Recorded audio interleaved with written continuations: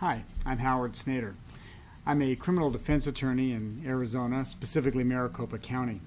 I'm board certified as an expert, and today I want to talk to you a little bit about what is an aggravated assault, and specifically aggravated assault that involves impeded breathing. And please note, I don't say strangulation. People talk about all the times about being strangled.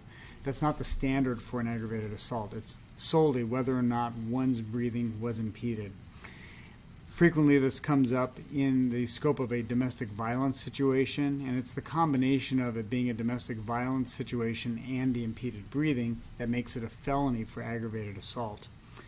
You have simple assaults that are misdemeanors, but in certain circumstances, when the extra part of the statute is invoked, whether it's a weapon being used or a serious injury like a broken bone or a permanent disfigurement, those automatically become aggravated assaults. But if there is a domestic relationship and an allegation of impeded breathing, it's going to be treated as an aggravated assault for felony prosecution. What that means is officers will investigate the case.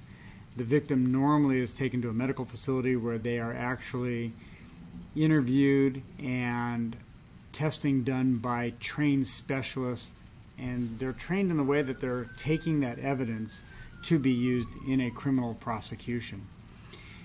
That report and the medical testimony will be considered by the prosecutor for the felony first.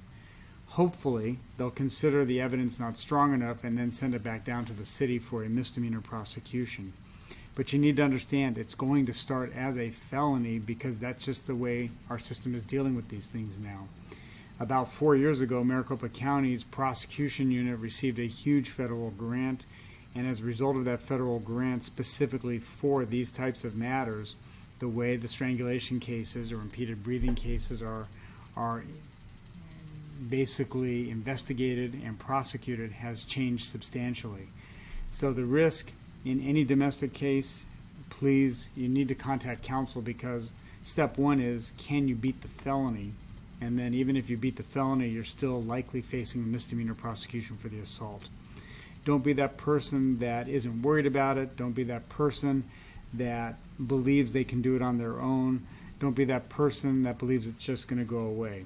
If it is a crime of domestic violence, the prosecution will be investigating it and they will prosecute it as a felony. So please, if you have any questions regarding any case involving impeded breathing, domestic violence, assaults of any nature, please give me a call for your free consult. Thank you.